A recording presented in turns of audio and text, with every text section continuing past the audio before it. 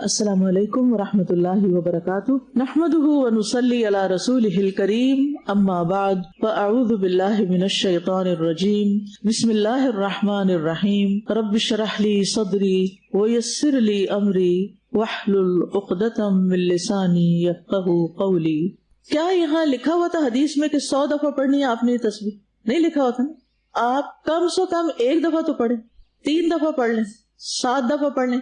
کیا آپ کے دن کے اوقات میں کوئی ایسا وقت ہے کہ جس میں آپ کم از کم 7 دفعہ یا چلے 3 دفعہ ہی دیتی ہوں، 3 دفعہ یہ تسبیح پڑھ لیں، ٹھیک ہے نا؟ بس وہ ٹائم اپنا نوٹ کرے کہ کسی نماز کے بعد ہو سکتا ہے، کسی کھانے کے بعد ہو سکتا ہے، سوتے وقت ہو سکتا ہے، جاگنے کے بعد، واک کے دوران ہو سکتا ہے، ٹریول کرتے ہوئے ہو سکتا ہے، کوکنگ کرتے ہوئے ہو سکتا ہے، لیکن وہ روزانہ کا وہی وقت ہونا چاہیے۔ یہ سنت سے ثابت نہیں کہ میں آپ کو بتاؤں عصر کے وقت یہ کریں، نہیں، عصر کے بعد کی تسبیح وہ بتا دی گئی، سبحان اللہ و بحمدہ والی، کچھ اور بھی ہیں۔ تو آپ اپنے لیے جو آپ کو وقت مقرر کریں، اور یہ وقت کی پابندی کیوں ہے؟ تاکہ ہم اس کو کرتے رہیں، اور تھوڑا تھوڑا بھی کریں گے تو قیامت کے دن جب ہماری کتاب عمل ہمیں دکھائی جائے گی تو اس میں یہ تسبیحات ہوں گی، تو اس سے آپ کا دل خوش ہو جائے گا۔ مثلا میں نے اپنے لیے فجر کی نماز کے بعد میں نے اپنے کچھ اوراد یا دعائیں کہہ لیں، اس کے ساتھ اس کو باندھا ہوا ہے، لازماً اس کو پڑھنا ہے، اور الحمدللہ اس کا فائدہ ہوتا ہے مجھے۔ کل سے کچھ لوگوں نے جو فیڈ بیک مجھے ڈائریکٹ دی، اس میں الحمدللہ 3 لوگ ایسے تھے جنہوں نے اپنی بیماری کا ذکر کیا، جیسے سر درد یا کچھ اور پھر کہا کہ میں نے جب یہ تسبیح مسلسل پڑھنی شروع کی اور اس کے بعد میری بیماری غائب تھی، اور مجھے حیران کن انکشاف ہوا۔ اگر ایک بندہ کہتا تو میں کہتی چلے اس کا ایکسپیرینس ہے، جب ایک بات 3 بندے کہہ رہے ہیں تو اس کا مطلب ہے کہ پھر کچھ ہے صحیح اس میں۔ اور ویسے بھی جو فضیلت اس کی بتائی گئی اس میں کیا کیا باتیں تھیں۔ نمبر 1، جو شخص مال خرچ کرنے سے بخل کرے۔ نمبر 2، دشمن سے لڑنے سے خوف کھائے، رات کے اندھیرے سے ڈرے، کہ رات میں مشقت اور اندھیرے سے۔ تو یہ تینوں ہی چیزیں کسی نہ کسی درجے پہ ہمارے ساتھ ہیں نا، کہیں نہ کہیں تو ہیں۔ پھر تو ہمارا علاج ہے یہ تسبیح، ان تینوں کمزوریوں کا علاج ہے یہ تسبیح۔ تو انشاءاللہ اگر آپ اس کو ریگولرلی پڑھیں گے تو آپ کو فائدہ ہوگا، اور یقین کے ساتھ پڑھیں گے، اور سبحانہ کہتے ہوئے کیا سوچیں گے؟ اسبح، دل میں، زبان سے تو سبحانہ ہی کہیں گے، اسبح اللہ سبحانہ، کہ جیسے اللہ کی تسبیح کی جانی چاہیے ویسی تسبیح کرتی ہیں۔ الحمدللہ کہتے ہوئے کیا سوچیں گے؟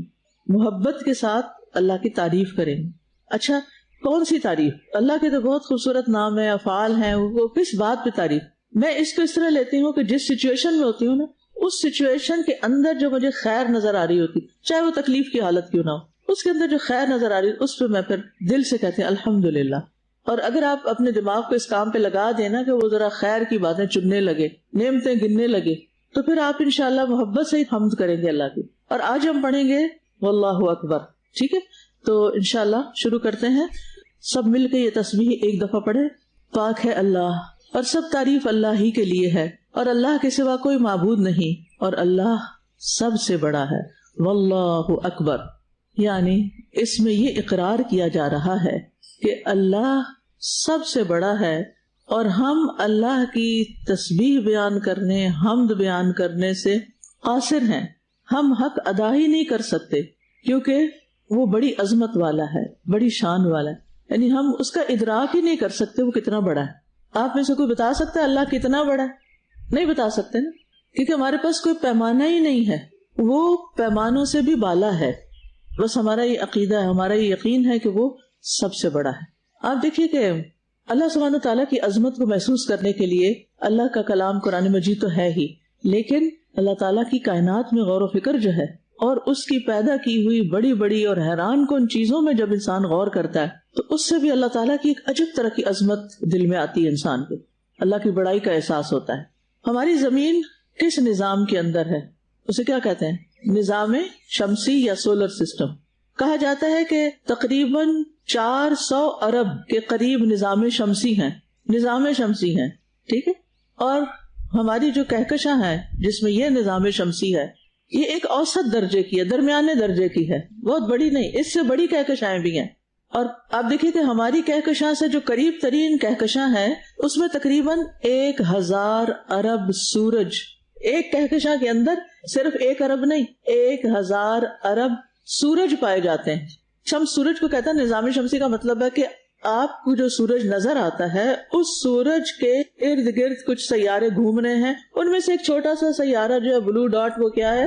زمین ہے آپ کی، جس پر آپ رہتے ہیں. اور یہ کتنی بڑی ہے، گھوم پھر کے دیکھ لی ساری؟ ہم میں سے کسی نے بھی نہیں دیکھی.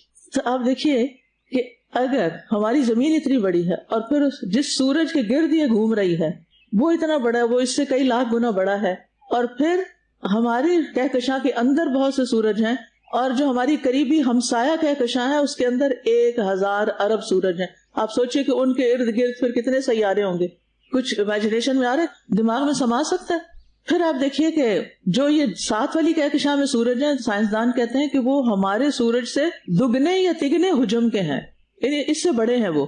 اور پھر ایسی کہکشاؤں کا مجموعہ ایک لوکل گروپ کہلاتا ہے. اور اب تک کی معلومات کے مطابق ہم جس لوکل گروپ میں ہیں اس میں 54 کہکشائیں دریافت ہو چکی ہیں. اور پھر جیسے لوکل گروپ بنتے ہیں کہکشاؤں کے، ان سے مل کر کلسٹر بنتے ہیں. ہمارا لوکل گروپ ورگو کلسٹر کا حصہ ہے جو 100 لوکل گروپس پر مشتمل ہے. اور پھر 2014 میں سائنسدانوں نے اعلان کیا کہ ہمارا ورگو کلسٹر بھی ایک سپر کلسٹر کا چھوٹا سا حصہ ہے. ٹھیک ہے.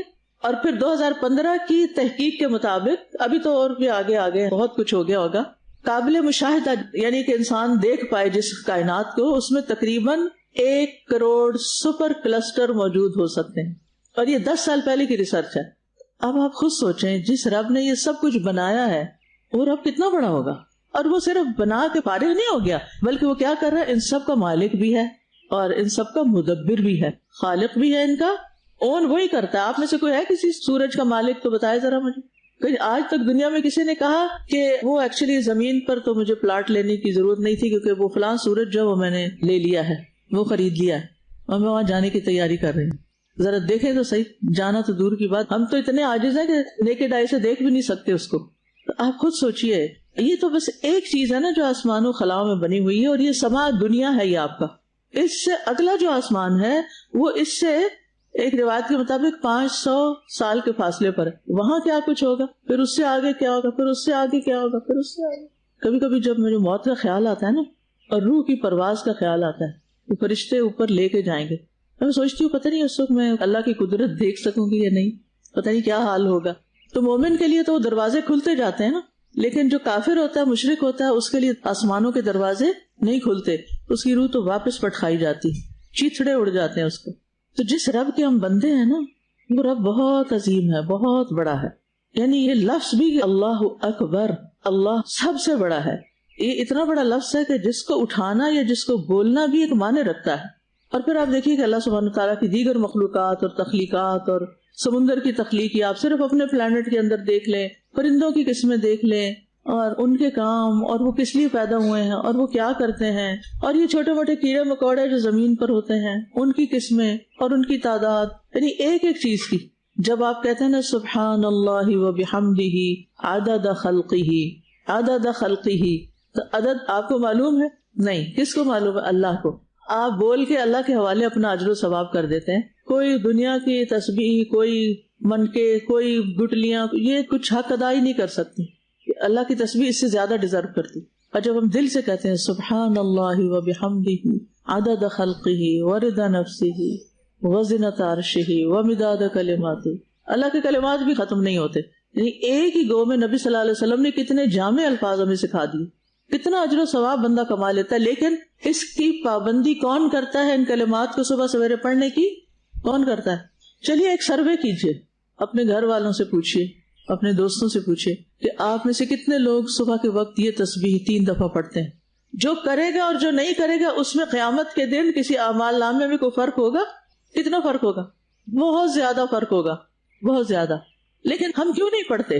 سم ٹائم ہم جانتے نہیں، ہماری اکثریت کو پتہ ہی نہیں کہ یہ کتنا بڑا خزانہ ہے، بڑے بڑے مال و دولت سے بڑا خزانہ ہے. اور بہت سے لوگوں کو پتہ بھی چل جاتا ہے تو وہ کیوں نہیں پڑھتے؟ کیا وجہ؟ سستی، یاد نہیں رہتا، کیونکہ وہ کوئی پابندی نہیں لگائی ہوئی نا اپنے اوپر خود پابندی لگائے. نو میٹر واٹ، دنیا میں کہیں بھی ہو، صحت مند ہو یا تندرست ہو، بیمار کسی ہسپتال میں پڑے ہوئے ہو، کوئی فرق نہیں پڑتا، زبان تو ہلتی ہے نا. تو ان دعاؤں کو یاد بھی کرنا ہے آپ نے انشاءاللہ لیکن کتنے افسوس کی بات ہے کہ جو رب سب سے بڑا، جس نے سب کچھ بنایا، جو سب چیزوں کا مالک ہے اور جو سب چیزوں کی تدبیر بھی کر رہا ہے، ان کو تھامے ہوئے ہے کہ زمین پہ گر نہ پڑے، یہ جس نے ہمیں زندگی دی ہے، جس نے ہمیں سب کچھ دیا ہے، افسوس کہ ہم اسی رب کو اہمیت نہیں دیتے. ایسا ہی ہے نا، اگر اہمیت دیتے تو اس کی بات سب سے پہلے رکھتے. ہمارے پاس جو کچھ بھی ہے وہ اللہ کا دیا ہوا ہے، لیکن ہم اس کا شکر کتنا ادا کرتے ہیں، اس کی کتنی تعریف کرتے ہیں. ہمیں جن اسباب سے وہ چیزیں ملتی ہیں نا، ہم ان کے غلام بن جاتے ہیں، ان کے بندے بن جاتے ہیں، ان کا تو شکر پھر بھی ادا کر دیتے ہیں یا ان کی بات مانتے ہیں چاروں ناچار. لیکن جس رب نے یہ سب کچھ دیا ہے اس کی اطاعت کا حال کیا ہے، اس کی بات کتنی مانتے ہیں ہم. اور کتنی چیزیں ایسی ہیں کہ جو ہمیں مسلسل مل رہی ہیں، جو سورج کی روشنی، کچھ بل نہیں پے کرنا پڑ، آکسیجن ہے مسلسل استعمال کر رہے ہیں، پانی ہے، بے شمار چیزیں، لیکن ان کے استعمال پر کبھی شکر ادا نہیں کرتے. تو یہ ایک فیکٹ ہے کہ انسانوں نے اللہ کا حق ادا نہیں کیا، حتیٰ کہ اس کی قدر بھی نہیں کی. وما قدر اللہ حق قدرہ. ہونا تو یہ چاہیے تھا کہ ہمارے دلوں میں اللہ کی بڑائی سمائی ہوئی ہو، لیکن ذرا اپنا اپنا ہم سب جائزہ لیں، محاسبہ کریں کہ ہمارے دلوں میں کس کس چیز کی بڑائی سمائی ہوئی ہے، کس کس چیز کو ہم بڑا سمجھتے ہیں، کس سے محروم ہے. سب سے پہلے تو میں کہوں گی کہ اپنے آپ کو ہی بڑا سمجھیں، اور اسی کا نام کبر ہے. جب تک اللہ اکبر صحیح معنوں میں نہیں ادا کرتے نا، یہ اندر کا کبر نہیں نکل سکتا. یعنی چھوٹی چھوٹی باتوں پہ ہم اوفینڈ ہو جاتے ہیں، چھوٹی چھوٹی باتوں پہ بعض لوگ نماز چھوڑ دیتے ہیں، بعض لوگ اچھے کام چھوڑ دیتے ہیں. کیوں؟ کیونکہ اللہ سبحانہ وتعالیٰ کی بڑائی کی بجائے کس کی بڑائی ہے دل میں؟ اپنی بڑائی ہے. مجھے یہ کیوں کہہ دیا، میرے ساتھ یہ کیوں ہو گیا. تو اگر ہمیں یہ پتا چلے نا اللہ سب سے بڑا ہے تو ہم کیا کہیں گے؟ یہ نہیں کہیں گے میرے ساتھ فلاں نہیں کیوں کر، ہم کہیں گے کوئی بات نہیں، میں کیا ہوں. جب ہم کہہ دیتے ہیں لا الہ تو اس میں اپنی ذات کی بھی نفی کرتے ہیں، کیونکہ دنیا میں سب سے بدترین معبود قرآن کی روشنی میں کس کو بتایا گیا ہے؟ نفس کو. یہ اندر جو بیٹھا ہوا ہے یہ بدترین الہ ہے. افرأیت من اتخذ الہہ ہواہ افانت تکون علیہ وکیلا. تو ہم جب اللہ کو بڑا سمجھنے لگیں گے تو اس میں اللہ تعالیٰ کو کوئی فرق نہیں پڑنا. وہ آپ سمجھے کہ نہ سمجھے وہ بڑا ہی ہے، لیکن کس کو فرق پڑے گا؟ کہاں تبدیلی آئے گی؟ کیا وہ شخص جو اللہ کو بڑا سمجھتا ہے اور وہ شخص جو اپنی بڑائی کے گھمنڈ میں مبتلا ہے، یہ دو انسان ایک جیسے ہو سکتے ہیں؟ نہیں ہو سکتے. جو اللہ کو بڑا سمجھتا ہے نا وہ اپنے آپ کو عاجز سمجھتا ہے، وہ اپنی ذات کی نفی کرتا ہے. اور جو اپنے آپ کو بڑا سمجھتا ہے پھر وہ اللہ کی بڑائی بیان نہیں کر سکتا حقیقی معنوں میں. اور پھر آپ دیکھیے کہاں سے جنم لیا شرک نے، کہ اللہ کے ساتھ اوروں کو بھی بڑا سمجھ لیا، ان کو بھی کسی قابل سمجھ لیا اور ان سے ہم نے امیدیں وابستہ کر لی. تو بہرحال یہ چار کلمات جن میں اللہ تعالیٰ کی تسبیح ہے، حمد ہے، تکبیر ہے، بہترین کلمات ہیں. نبی صلی اللہ علیہ وسلم نے ان کے بارے میں فرمایا کہ یہ چار کلمات سبحان اللہ والحمد للہ ولا الہ الا اللہ واللہ اکبر کہنا میرے نزدیک ہر اس چیز سے زیادہ محبوب ہے جس پر سورج طلوع ہوتا ہے. یہ صحیح مسلم کی روایت ہے. سورج کس کس چیز پہ طلوع ہوتا ہے؟ سمندر پہ سورج طلوع ہوتا ہے، پہاڑوں پہ ہوتا ہے، گھروں پہ ہوتا ہے، زمین پہ، ہر چیز پہ سورج طلوع ہو رہا ہوتا ہے. آپ ان کو امیجن کریں. ان سب چیزوں سے زیادہ محبوب، اس میں انسان بھی آ جاتے ہیں، اس میں مال و دولت بھی آ جاتا ہے، ساری چیزیں آ جاتی ہیں. تو کیا ہم ان کو اپنے محبوب کلمات نہیں بنائیں گے؟ آپ کی سنت تو یہی ہے نا، آپ ان سے محبت کرتے تھے، ہمیں بھی کیا کرنا ہے؟ ان کلمات سے محبت کرنا ہے. اور اگر ان کلمات سے ہمیں محبت ہوگی تو پھر ہم ان کو بار بار دہرائیں گے بھی. سبحان اللہ والحمد للہ ولا الہ الا اللہ واللہ اکبر. اور فائدہ فوری اندر آپ کو پہنچنا شروع ہو جائے گا. یہ کلمات تھوڑی سی آگے پیچھے ترتیب کے ساتھ بھی آتا ہے، ایک تفصیلی حدیث میں مزید کچھ بھی آتا ہے. ایک اور حدیث ہے، انس بن مالک کہتے ہیں کہ ایک بدوی شخص رسول اللہ صلی اللہ علیہ وسلم کے پاس آیا اور کہنے لگا، اے اللہ کے رسول مجھے خیر سکھا دیجئے، کوئی بھلائی کی بات بتا دیجئے. آپ نے فرمایا یہ پڑھا کرو، سبحان اللہ والحمد للہ ولا الہ الا اللہ واللہ اکبر. کہتے ہیں کہ اس نے اپنے ہاتھ پر یہ چار کلمات شمار کیے، سبحان اللہ والحمد للہ ولا الہ الا اللہ واللہ اکبر. انگلیوں پہ گن لیا چار باتیں، ٹھیک ہے. پھر چلا گیا، پڑھتا رہا، پھر واپس آیا. تو جب رسول اللہ صلی اللہ علیہ وسلم نے اس کو دیکھا تو آپ مسکرائے اور فرمایا کہ سوالی نے کچھ غور و فکر کیا، یعنی آپ دیکھ کے چہرہ پہچان گئے کہ کچھ سوچ کے آیا ہے. تو اس نے عرض کیا، اللہ کے رسول سبحان اللہ والحمد للہ ولا الہ الا اللہ واللہ اکبر یہ سب تو اللہ کے لیے، یہ تو اللہ کی تعریف ہے، میرے لیے کیا ہے؟ تو رسول اللہ صلی اللہ علیہ وسلم نے فرمایا کہ جب تو سبحان اللہ کہتا ہے تو اللہ تعالیٰ فرماتا ہے تو نے سچ کہا، جب تو الحمد للہ کہتا ہے تو اللہ تعالیٰ فرماتا ہے تو نے سچ کہا، اور جب تو لا الہ الا اللہ کہتا ہے تو اللہ تعالیٰ فرماتا ہے تو نے سچ کہا، اور جب تو اللہ اکبر کہتا ہے تو اللہ تعالیٰ فرماتا ہے سچ کہا. ٹھیک ہے. اور جب تو اللہم اغفر لی کہے گا تو اللہ تعالیٰ فرمائے گا میں نے کر دیا. کیا مطلب ہے اللہم اغفر لی؟ اللہ مجھے بخش دے. اللہم ارحمنی، اللہ مجھ پہ رحم فرمایا، تو اللہ تعالیٰ کیا فرمائے گا؟ میں نے کر دیا رحم تم پہ. اور تو جب کہے گا اللہم ارزقنی تو اللہ تعالیٰ فرمائے گا میں نے کر دیا کہ اللہ مجھے رزق دے. تو عرابی نے اپنے ہاتھ پر پھر 7 کلمات شمار کیے، 4 یہ اور 3 کون سے؟ اللہم اغفر لی، اللہم ارحمنی، اللہم ارزقنی. ٹھیک ہے.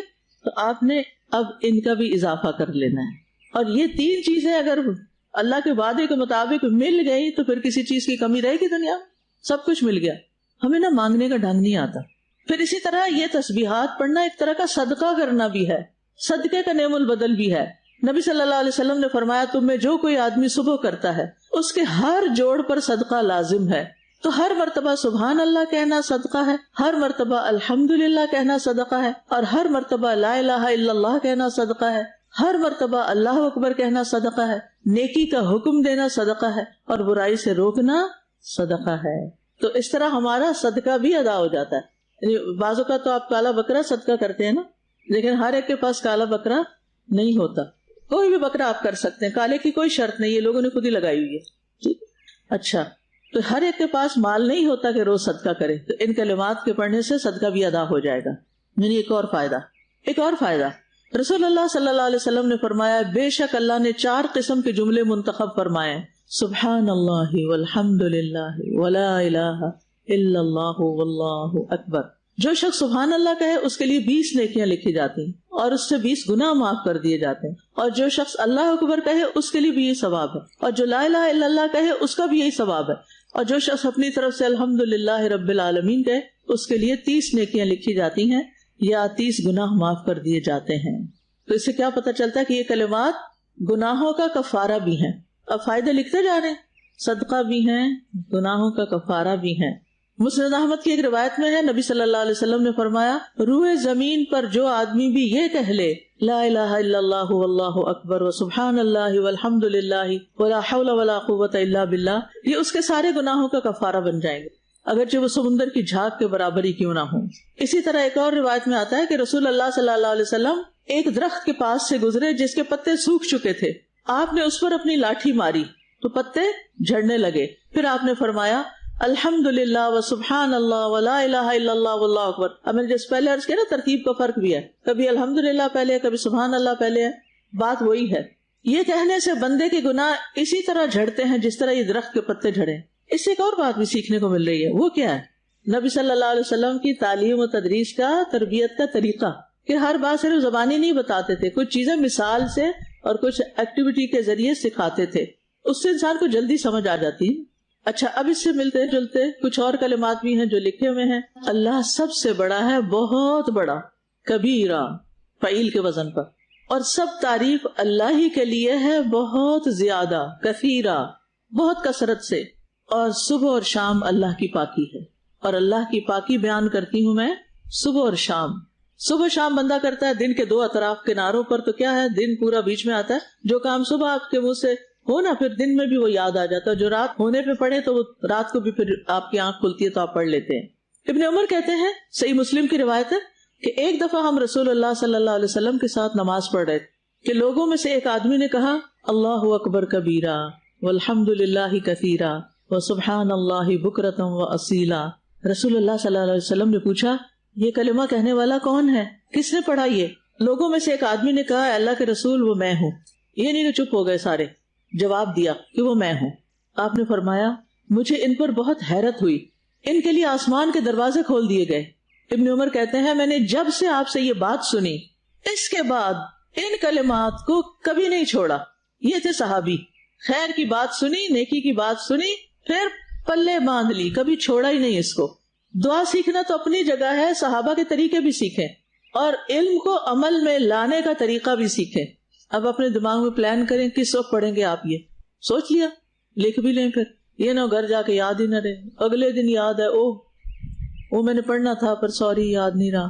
کتنی بڑی بات ہے، آسمان کے دروازے کھل رہے ہوں آپ کی تسبیح کے لیے، یعنی عزت دینے والی بات ہے نا. اس کی اہمیت بتانے کی بات ہے. اور اس میں آپ دیکھیں وہ دل بھر کے کر رہا نا, اللہ اکبر کبیرہ, یعنی صرف اللہ اکبر نہیں کہا, اس میں ساتھ اضافہ کر لیا, یعنی میں نے اللہ کی بڑائی بیان کی بہت ہی زیادہ.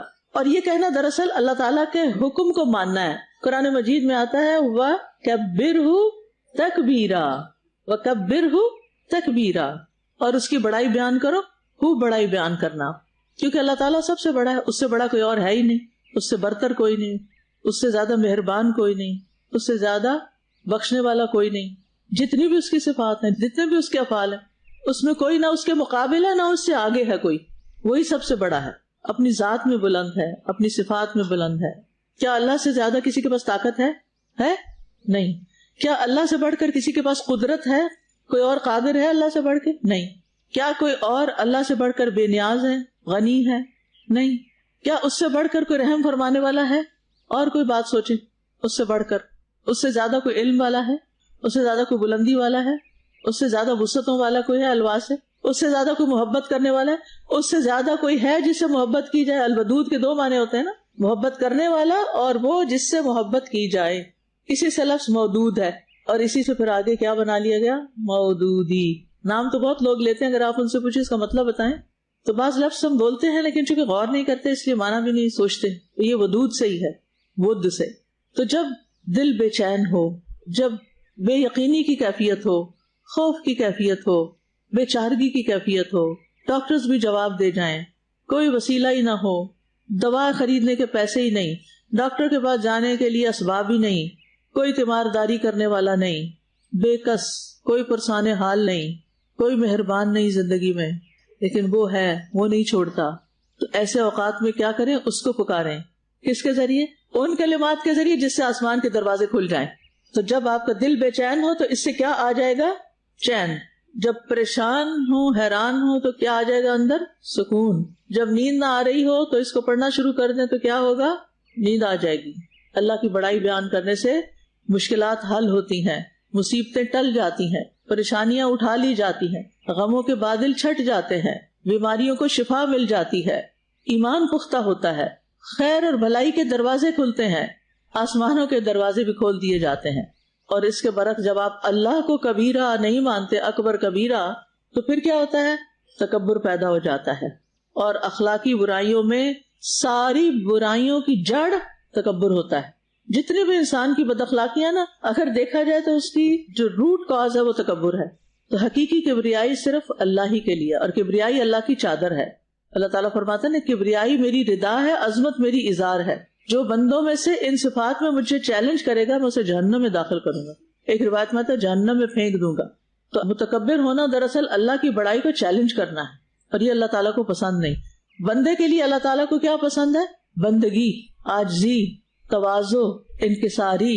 اللہ تعالیٰ کسی مغرور بندے کو پسند نہیں کرتا. اور متکبرین کا انجام بھی بہت برا بتایا گیا ہے. اس کے برعکس تواضع کرنے والوں کا انجام کیا بتایا گیا ہے؟ من تواضع للہ رفعہ اللہ.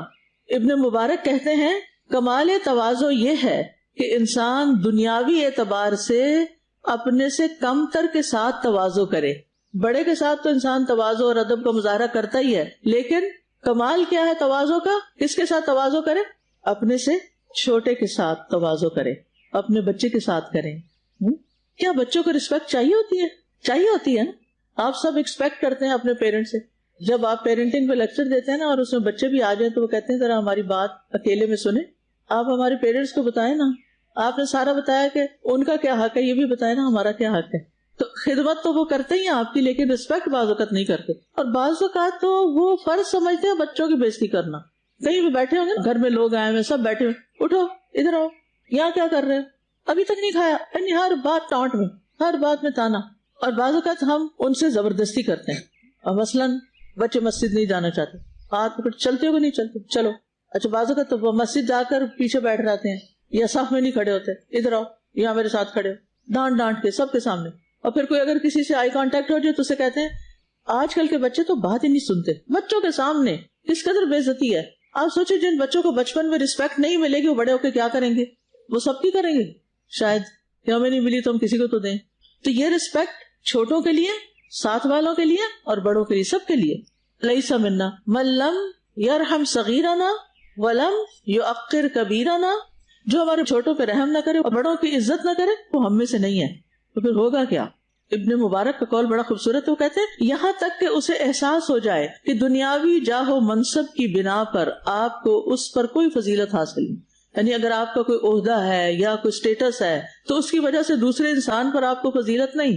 اور یہ کہ جو دنیاوی اعتبار سے اس سے برتر ہے اپنے آپ کو اس کے آگے ذلیل نہ کرے تاکہ اسے معلوم ہو جائے کہ اس کی دنیاوی برتری حقیقت میں فضل و کمال نہیں. ٹھیک ہے نا؟ اللہ کے یہاں عزت کس بنا پر ہوتی ہے سب کو پتا ہے، تقوی کی بنا پر. ٹھیک ہے نا؟ تو بہرحال جو شخص تواضع اختیار نہیں کرتا نا، تو قتادہ کہتے ہیں جسے اللہ نے مال یا جمال یا علم یا اسباب ظاہری سے نوازا ہو پھر وہ تواضع نہ کرے تو قیامت کے دن یہی نعمتیں اس کے لیے وبال بنے گی. اچھا، تکبر کی علامت کیا ہوتی ہے؟ کیونکہ اللہ کی بڑائی بیان کرے تو اس کے اپوزٹ بھی دیکھنا ہے کہ کسی اور کے اندر اگر یہ احساس پیدا ہوتا ہے اس کی علامت کیا ہوتی ہے. آپ اسے کوئی بتا دے ذرا سمٹم، اس سے پتا چلتا ہے کہ میں متکبر ہوں یا نہیں، یا کوئی اور متکبر ہے یا نہیں. دوسروں کو تو ہم خوب جان لیتے ہیں، اپنے آپ کو نہیں پہچان پاتے. دوسرے کی نہ سننا چاہے، یعنی اڑیل پن جس کو کہتے ہیں نا، اڑ جانا، ہٹ دھرمی، کٹ حجتی، جیسے قریش کرتے تھے. تکبر بھرا ہوا تھا نا، اس لیے نبی صلی اللہ علیہ وسلم کی بات نہیں مانتے تھے، اپنی بات پہ اڑ گئے حالانکہ دل ان کے مانتے تھے. تو مومن کی شان کیا ہے کہ قرآن کا کوئی حکم سنے کیا کرے؟ سمعنا وَأَطَعْنَا. بنی اسرائیل نے کیا کہا تھا؟ سمعنا وعصینا. اچھا، کوئی حدیث سنے تو کیا کرے؟ سر تسلیم خم کر دے، اسے عقل کی کسوٹی میں پرکھنا نہ شروع کر دے کہ میری عقل میں تو یہ بات نہیں آتی کہ آسمان کا دروازہ کیسے کھلتا ہے، مجھے تو نظر نہیں آ رہا، وغیرہ وغیرہ. ابلیس کو کس چیز نے مارا تھا؟ تو جب انسان کے اندر خود پسندی آ جاتی ہے نا، اور عجب نفس، اپنے نفس کو بڑی چیز سمجھنے لگتا ہے، اپنی عقل کو بڑی چیز سمجھنے لگتا ہے اور دوسروں کو اپنے مقابلے میں حقیر سمجھتا ہے یا کرنے کی کوشش کرتا ہے، تو پھر یہ تکبر کی علامات ہوتی ہیں. پھر ہے والحمدللہ کثیرا، اللہ تعالیٰ کی تعریف لیکن بہت زیادہ، کیونکہ الحمدللہ کہنا میزان کو بھر دیتا ہے. رسول اللہ صلی اللہ علیہ وسلم نے فرمایا ایک آدمی نے الحمدللہ کثیرا کہا، اس کلمہ کو لکھنا فرشتے پہ بہت بھاری ہو گیا. اس نے اپنے رب عز و جل سے مراجعہ کیا تو اسے کہا گیا جس طرح میرے بندے نے کثیرا کہا اسی طرح لکھ لو، جس انداز میں کہا ہے نا ویسا ہی لکھ لو، یعنی میں خود اس کی جزا دوں گا. اور وسبحان اللہ بکرتم و اصیلا، یہ بکرتم و اصیلا کی قید کیوں لگائی گئی؟ سبحان اللہ کہنا کیا کافی نہیں تھا؟ بکرتم و اصیلا کیوں کہا گیا؟ یہ جو دو اوقات ہوتے ہیں نا، اس میں دن اور رات کے فرشتے جمع ہوتے ہیں اور ہمارا اعمال نامہ اوپر جا رہا ہوتا ہے. تو آغاز میں بھی یہ بات ہو جائے، آخر میں بھی ہو جائے تو بہترین اعمال نامہ دیا. ویسے بھی صبح و شام کے ذکر کی فضیلت ہے. سنن نبی داؤد میں آتا ہے جو لوگ نماز فجر سے سورج نکلنے تک اللہ کا ذکر کریں، آپ نے فرمایا مجھے ان کے ساتھ بیٹھے رہنا زیادہ پسند ہے اس سے کہ اولاد اسماعیل سے 4 غلام آزاد کروں، اور میں ایسے لوگوں کے ساتھ بیٹھا رہوں جو نماز عصر سے سورج غروب ہونے تک اللہ کا ذکر کریں، یہ زیادہ پسند ہے اس سے کہ 4 غلام آزاد کروں. یعنی ان اوقات کی اپنی بھی فضیلت ہے. یہ فضیلت کے اوقات ہیں. اب دیکھیے عصر کے وقت تو ہم سب کی بڑی مصروفیت ہو جاتی ہے، والعصر ان الانسان لفی خسر، لیکن فجر کے بعد تو کر ہی سکتے ہیں، چاہے گھر کا بھی کوئی کام کاج کر رہے ہیں ساتھ ساتھ ذکر کرتے رہیں. اور ویسے بھی آپ دیکھیے کہ یہ سارے کلمات جو ہیں تسبیح کے، تکبیر کے، تحمید کے، یہ اللہ تعالیٰ کی محبت حاصل کرنے کا سبب ہے. جب آپ پیار سے اللہ کا ذکر کریں گے تو الجزاء من جنس العمل، آپ کے دل میں محبت ہوگی، آپ خوشی سے یہ کر رہے ہیں تو نتیجہ کیا ہوگا؟ آپ کو بھی یہ سب کچھ ملے گا اللہ کی طرف سے. اور ویسے بھی اللہ کی محبت اللہ کی توحید کے بغیر حاصل نہیں ہو سکتی. اور دل میں جتنی بھی چیزیں ہیں ان میں سے سب سے قیمتی اور خوبصورت چیز کون سی ہے؟ اپنے دلوں کا جائزہ لیں. کبھی لیا جائزہ کیا کیا بھرا ہوا اس میں، کیا کیا سوچتی رہتی ہیں؟ اس میں سب سے زیادہ خوبصورت خیال، سب سے زیادہ خوبصورت احساس، سب سے خوبصورت چیز اللہ کی محبت ہے. اس جیسی کوئی نعمت ہی نہیں. یہ روح کی زندگی ہے، دل کا سرور ہے، آنکھوں کی ٹھنڈک ہے. جو اس کو ایکسپیرینس نہیں کرتے وہ بہت بڑی خیر سے محروم ہو جاتے ہیں. آپ کو پتہ نہیں کہ موت کے وقت انسان کا دل جس حال میں ہوگا ویسے ہی بند کر دیا جائے گا، اس دل کے ساتھ اٹھایا جائے گا. پھر تو اگر اس وقت بھی آپ کے دل میں محبت ہو اللہ کی اور الحمدللہ کہہ رہے ہوں تو پھر کیا ہوگا؟ آپ کی زندگی کا خاتمہ اس چیز کے ساتھ ہوگا. تو یہ احساس قبر میں بھی ساتھ جائے گا، یہ پھر مرنے کے بعد قیامت اور قیامت کے دن بھی ساتھ ہوگا. تو اللہ کی محبت پانے کے لیے آپ نے کیا کرنا ہے؟ تسبیحات کی پابندی کرنی ہے، صبح و شام پڑھنی ہے.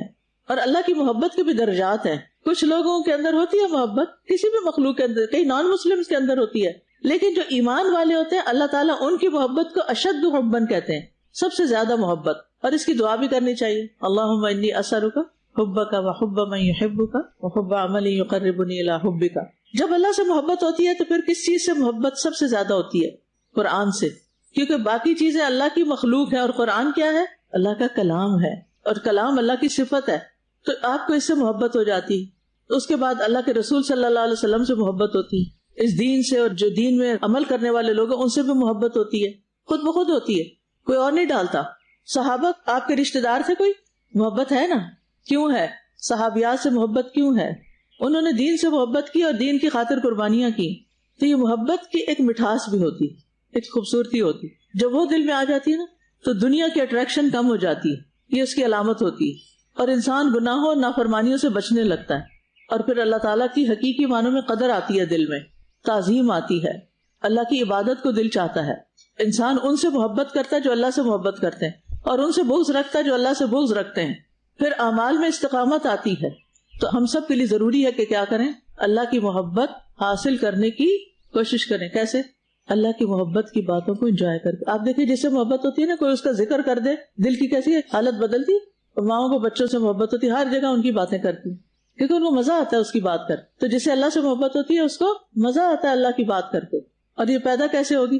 کائنات میں غور و فکر سے، اللہ کی صفات جان کر، اللہ کا کلام پڑھ کے، اللہ سے محبت کرنے والوں کے پاس بیٹھ کر، مخلوق کے ساتھ احسان کر کے، وہ کام کر کے جن سے اللہ محبت کرتا ہے، جن کام کرنے والوں سے، جیسے ان اللہ یحب التوابین یحب المتطہرین، پاک صاف بنانے کی کوشش کریں، آپ کے اندر کئی اچھی خوبیاں آئیں گی، احسان کے درجے میں آپ اللہ کی عبادت کریں گے، اور اپنی خواہشات کو پیچھے کر کے اللہ کی مرضی کو سامنے رکھ کے۔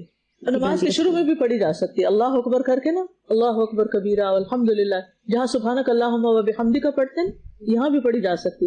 اور جب ہم رکوع سے اٹھتے ہیں تو کیا پڑھتے ہیں؟ سمی اللہ لمن حمدہ ربنا ولک الحمد حمدا کثیرا، وہاں بھی کثیرا کا لفظ آتا ہے، طیبا مبارکا فیہ، اس کے لیے بھی آسمان کے دروازے کھلو۔ وآخر دعوانا ان الحمد للہ رب العالمین۔